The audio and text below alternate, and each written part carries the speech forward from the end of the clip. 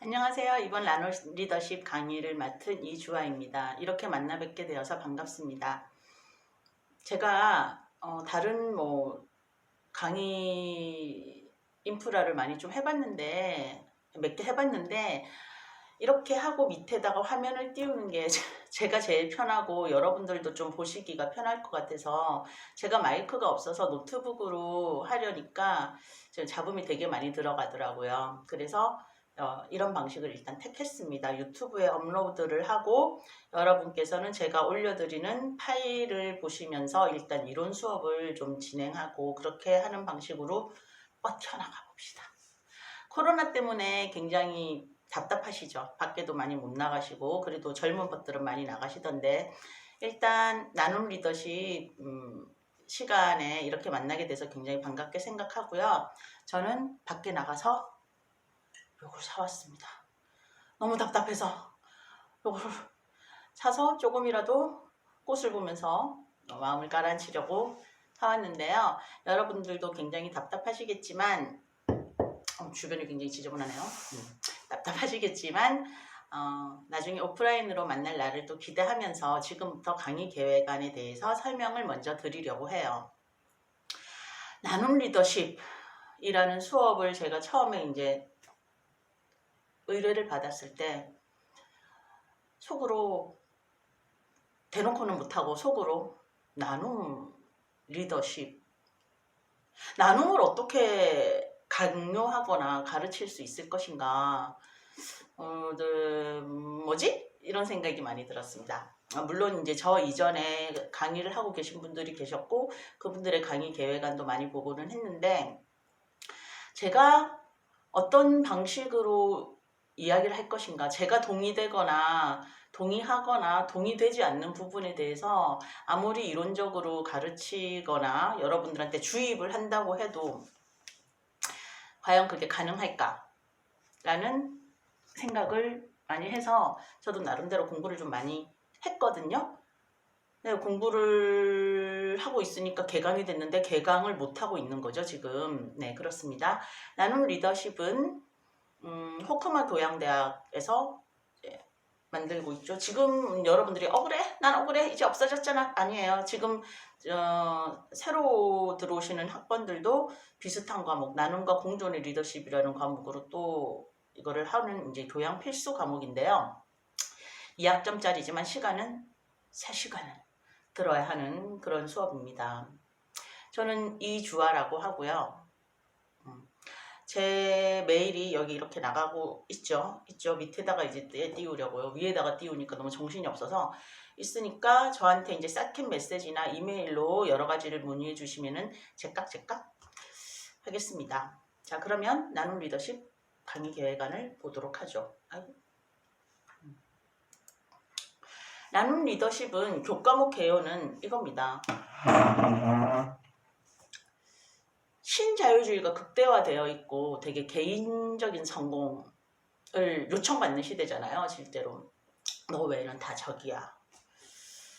그리고 어쨌든 살아남아라. 노력을 하면 된다. 이런 상황에서 제가 젊은 것들이랑 얘기를 나눠보면 물론 사회적인 참여의식이 이제 꽃피어 있는 것들도 굉장히 많지만 그런 것들도 여전히 피해갈 수 없고 저 같은 기성세대도 또한 피해갈 수 없고 자라나고 있는 저희 아이들도 또한 피해갈 수 없는 문제. 정말 옛날보다 훨씬 더 잘 사는 것 같은데 왜 이렇게 사는 건 어려운 거냐. 그래서 우리의 거의 대다수는 이 신자유주의 경제주의 체제 안에서 어떻게 살아남을 것인가에 굉장히 초점이 맞추어서 사실은 학교 교육도 그렇고 사회에서 이루어지는 사회인으로서의 교육 역시 그러한 가치관을 내포하고 있습니다. 거의 다 대다수죠. 이런 상황에서 인간으로 진짜 산다는 게 어떤 것일까라고 물어보기가 굉장히 힘들었고 그럴 만한 여유조차도 주어지지 않는 게 사실이었어요. 사실이고요. 사실일 거고요. 하지만 우리는 또한 살아남으면서 도대체 산다는 게 어떤 것인가에 대해서 인간답게 산다는 거 물어봐요. 학생들한테 물어보면 인간답게 살고 싶어요. 그럼 인간답게 산다는 건 어떤 뜻이냐라고 했을 때 첫 번째는 물론 개인의 생존 또는 그게 제일 중요하겠죠. 어떻게 생존하느냐. 인간답게 산다는 것은 적어도 이렇게 자거나 아니면은 매일매일 정크푸드와 아니면 혹은 굶거나 아니면 너무너무 쫓겨서 저녁이 없는 삶을 살다가 픽 하고 과로사거나 그런 건 아니지 않아요. 우리가 인간답게 살고 싶다라는 거는 어느 정도 개인의 윤택하지는 못하더라도 필수적으로 생존을 위한 교육, 뭐 주거, 뭐 경제적 여건, 또 자기 정체성을 실현할 수 있는 뭐 직업 이런 여러 가지 것들이 있죠. 근데 또 물어봐요. 또 물어봅니다. 그럼 진짜 인간답게 산다는 거는 뭐냐? 라고 했을 때 거의 다 두 번째 질문에 대한 대답은 그 다음에 이제 가치가 나오더라고요. 첫 번째 질문에는 보통 여건을 많이 든다고 하면 두 번째 질문은 가치를 많이 얘기합니다. 사랑하는 사람들과 즐겁고 행복하게 살고 싶다. 아니면 나의 몫을 하고 조금 남을 도울 수 있었으면 더 좋을 것도 같다. 또는 뭐 직업적인 성취를 이루면서 사회에 도움이 되고 싶다. 이런 가치의 문제가 두 번째로는 많이 등단합니다. 대체 재밌는 게 바뀐 게 제가 어렸을 때 교육받기로는 첫 번째보다는 두 번째를 먼저 교육받고 자랐어요. 돈은 중요하지 않다. 지금은 아니죠. 무슨 소리예요? 너무 중요하죠. 한데 결국 이 두 가지는 뭐냐면 내가 인간답게 산다는 것에 두 가지가 내포되어 있다. 두 가지가 있는데 그 두 가지를 어떻게 공존시킬 수 있을 것인가. 우리는 예를 들자면 우리는 정말로 공존할 수 있을 것인가. 인간답게. 또 우리는 어떤 식으로 공존할 수 있을 것인가. 그러니까 나만 잘 산다고 인간답게 사는 건 아니잖아요. 거기에는 대부분의 사람들이 많이 동의를 하고 있습니다. 그러니까 돈을 벌어도 더럽게 벌고 싶지는 않다. 그런 얘기를 많이 하죠. 그럼 또 이런 얘기를 하겠죠. 아니 생존에 필요한데 아니 그런 얘기가 아니에요. 지금은 생존에 필요한 돈은 굉장히 벌어야죠. 뭐 그게 어떻게든. 근데 이제 더 많이 그 생존에 대한 필요 여건을 충족시켰을 때 그 이후에 또 어떻게 살아가야 될 것인가. 나만 또 잘 먹고 잘 살면 그 삶은 인간다운 삶인가. 그게 내가 나에게 원하는 진짜 나를 위한 삶인가. 이런 생각을 또 해보는 거죠. 억지로 있는 것 나눠 뭘 가지고 있지도 않은 사람한테 막 뺏어서 나눠 이렇게 얘기를 하는 게 아니라 자기 자신의 삶에 있어서 진짜 중요한 게 나는 뭐라고 생각하고 난 어떻게 살고 싶고 또 그러려면은 우리가 힘을 합쳐서 또 뭐 어떤 것들을 개선해 나갈 수 있겠는가 이런 부분이 있습니다. 그래서 수업이 총 3가지 장으로 나눠집니다. 첫 번째는 갈등입니다. 갈등. 일단 남을 돕기 이전에 내가 먼저 살아야 되잖아요. 내가 먼저 살아야 되기 때문에 내가 가지고 있는 갈등들, 내가 존재하고 있는 이 현대 사회, 대한민국에서 여성으로서 또는 뭐 대학생으로서 이제 앞으로 살아나가게 될 어떤 사회인으로서 내가 느끼는 갈등들, 현대 삶의 딜레마. 인간이란 건 무엇인가? 우리 사회는 과연 정의로운가? 내가 원하는 정의는 어떤 모습인가? 이런 부분을 얘기를 하려고 해요.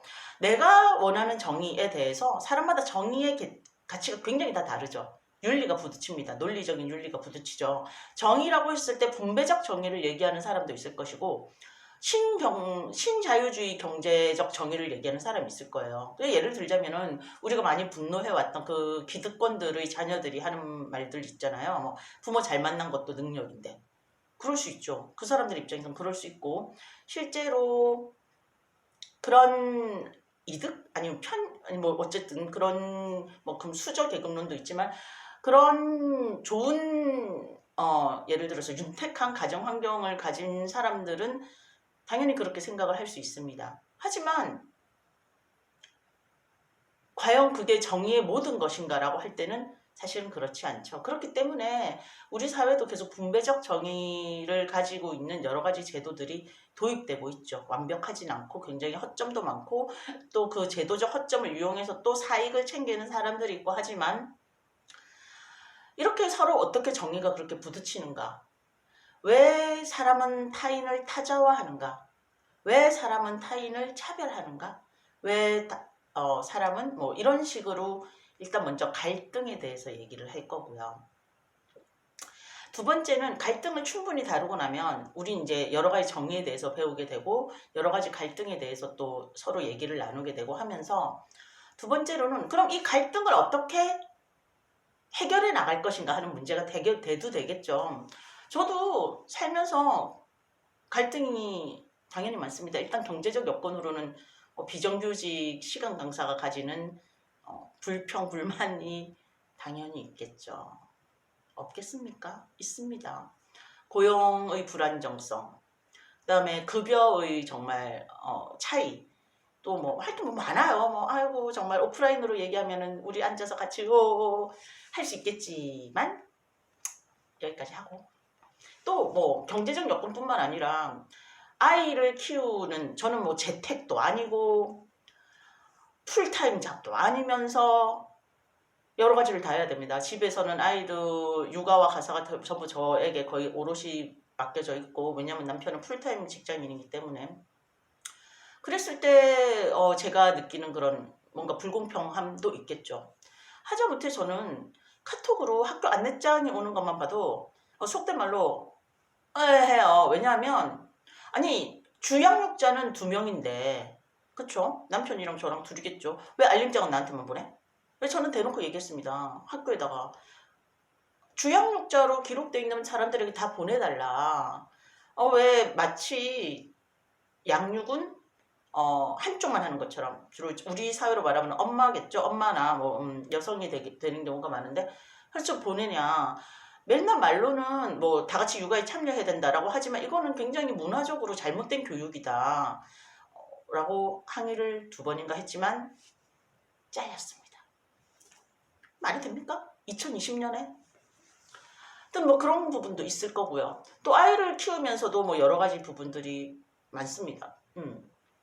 근데 사실은 제가 느끼는 것뿐만 아니라 수많은 것들이 그런 갈등에 대해서 많이 얘기를 해요. 폭력적인 환경에서 사회 자체가 되게 폭력적이다. 아니면 뭐 가정 환경이 불우하면은 어떻게 치고 나갈 수가 없다. 아니면 지방 차별이 너무 심하다. 여성 차별이 너무 심하다. 장애 인프라가 부족하다. 이런 여러 가지의 갈등들을 가진 수많은 존재들이 있습니다. 우리가 지금 이렇게 한 교실 안에서 있지만, 지금은 영상을 시청하고 있지만 우리가 다 비슷한 환경에서 절대로 여기 이 자리에 온 게 아니잖아요. 각각 이렇게 다 비슷해 보이지만 전혀 다른 별개의 환경을 가지고 있는 것들이 다 모여 있는 거고요. 그렇기 때문에 각자 느끼는 갈등들, 각자가 정의라고 생각하는 부분들이 다 다를 수 있어서, 그러면 그렇다고 맨날 싸울 수는 없어요. 맨날 싸울 수는 없잖아요. 그렇다고 한쪽의 희생만을 또 일방적으로 강요할 수도 없죠. 그러면 이제 2번째로 우리가 생각하는 거는 공존입니다. 공존인데 공존도 여러 가지 차원이 있겠죠. 어쩔 수 없이 공생하는 공존이 있을 것이고, 얼마 전에 그 스타덤에 올랐던 영화 기생하는 형식의 공존도 있을 수 있습니다. 너무 열받을 것 같아서 아직 못 봤지만 빨리 봐야 될 것 같아요. 그렇죠. 그런 공생, 기생 관계가 있는 반면 상호적인 공존도 존재합니다. 상생이라고 하죠. 니도 살고 나도 살고 조금씩 양보하고, 그게 오히려 공동체에는 더 좋고, 왜냐하면 현대사회는 어쨌든 공동체가 없으면 개인이 살아남기 어렵잖아요. 로빈슨 크루소도 아니고. 그 공동체 중에 하나가 이제 국가고요. 그렇게 치면 이제 국가라는 공동체가 어느 정도 잘 안정되고 기반이 잘 흘러가야 그 다음에 이제 우리가 내가 몫을 더 가질래, 네가 몫을 더 가질래 하고 싸울 수가 있는 여력이 생기는 거기 때문에, 그러면은 국가적인 정의라는 건 어떤 식으로, 우리는 어떤 식으로 이 국가 안에서 또는 지역 공동체 안에서 뭐 어떻게 공존할 수 있을 것인가. 그리고 공존을 하려면, 상생적인 공존을 하려고 그러면은 타인을 타인으로 보는 게 아니라 친구로 받아들이는 거죠. 관계적 상대 안으로 받아들이는 과정이 굉장히 필요합니다. 그러려면 뭐가 돼야 되냐면, 우리가 서로 친구라고 할 때 어떤 사람이 친구가 돼요? 어떤 사람이 친구가 될까요? 말이 통하는 사람. 그쵸? 말이 통하고 어떤 사람? 공감대를 형성할 수 있는 사람. 내가 무슨 얘기를 했을 때 맞아 맞아 하고 리액션을, 그 영혼 없는 리액션 말고 그냥 진짜 나도 그랬어. 나도 그렇게 생각해. 라고 얘기할 수 있는, 그런데 그런 연대성, 공감적인 연대성이라는 거는 사실은 타고나는 사람도 있어요. 공감 능력이 굉장히 탁월하게 타고나는 사람도 있습니다. 예를 들자면 엄마가 이렇게 아파서 이러고 있는데, 엄마 왜 그래? 아파? 라고 우리 둘째는 요렇게 와서 짚어줘요. 둘 다 남자예요. 연년생 형제인데요. 아우. 하여튼 와서 짚어줘요. 신용이라도 해요. 엄마 아프니까 내가 좀 이렇게 해줄게. 좀 이런 게 있는데, 첫째는 완전 쿨시크 가입니다. 내가 예찬이라고 해요. 예찬아, 내가 좀 너무 많이 아픈데 그래 알았어? 그러고 가요. 지방으로 가요. 그래서 얘는 제가 가르칩니다. 예찬아, 이럴 때는 이렇게 반응하는 거야. 모르겠으면 외워라. 왜냐하면 타자와의 관계라는 것도 일종의 학습적인 부분이 굉장히 크거든요. 그런데 그런 학습을 하려면 자원이 있어야 되죠. 원천적인 어떤 자원이 있어야지 학습을 하죠. 그래서 책이 있는 거죠. 책도 있고 동영상도 있고, 또 굉장히 중요한 거는 벗들과의 대화 속에서 굉장히 많이 배울 수가 있습니다. 저는 여성주의 교육을 공부했고, 또 그거를 사실은 실천해 본 게 한 3년 정도밖에 안 돼요. 2017년부터인가 한번 했어요. 7, 8, 90 이제 4년째네요. 한 거는 3년입니다. 제가 여성주의 교육이란 건 서로가 서로에게 교사를 되어주기 때문에 말을 되게 많이 해야 돼요. 말을. 그래서 벗들에게 말을 시키기 시작했습니다. 대형 강의지만 말을 시키기 시작했어요. 뭐 이런 거에 대해서 어떻게 생각해요? 오늘의 빡침 뉴스라고 해서 한번 진행을 했었는데, 그 학기 수업은 망했었죠. 왜냐면은 너무 얘기들을 많이 해가지고 진도를 못 나가서 나중에는 이제 그만 말해 막 이러면서 수업을 하고 그랬었는데, 사실은 서로 간의 이야기 안에서 굉장히 배우는 게 많아요. 우리가 위계적인 교육에서는 진리의 담지자가 있고, 이거 같은 경우는 교수일 수 있겠지만, 아니면 책의 저자라든지 흘러내려오죠. 이건 이거야. 아, 그렇구나. 외워라. 네, 알겠습니다. 하지만 사실은 그런 게 아니죠. 우리 특히 나눔 리더십 같은 경우는 그렇게 파편적인 삶의 지식을 배우는 게 아니기 때문에 경험 안에서 어떻게 해요? 퀼트를 합니다. 퀼트. 너의 경험, 나의 경험, 우리 모두의 경험을 모아서 예쁜 모양을 만들어보자. 이런 식의 공유적 경험이 굉장히 중요하거든요. 그래서 그렇게 할 거고요. 그래서 이제 타자와의 연대나 공감, 또 배제와 혐오 등에 대해서 사회학적인 이론을 살펴보고 실천 활동을 진행을 이제 시작을 하고요.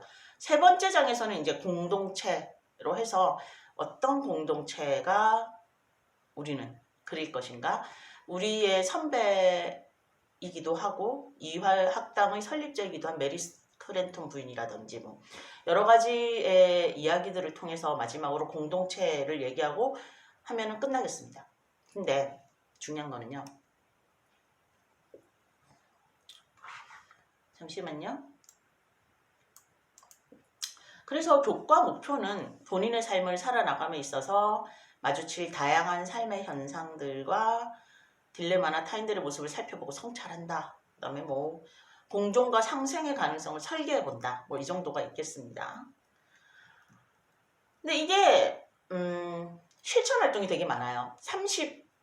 30번, 최소 30번의 수업 중에서 12번 정도가 실천 활동에 배당이 되어 있습니다. 그래서 실천 활동, 지금 우리가 오프라인 강의를 못하고 있지만 어쨌든 전화가 와가지고 예, 그래서 앞부분은 거의 다 이론 부분이에요. 이론 부분이 모여있기 때문에 이론 부분을 먼저 하고, 그리고 아마 오프라인 강의가 시작되면서 실천 활동을 시작할 수 있게 될 것 같습니다. 출석은 보시면 됩니다. 이거를 일일이 설명하자니 너무 많고요. 일단은 이거는 다시 좀 얘기하겠지만, 출석은 추업 시간 시작할 때 그때 출석을 먼저 하고요.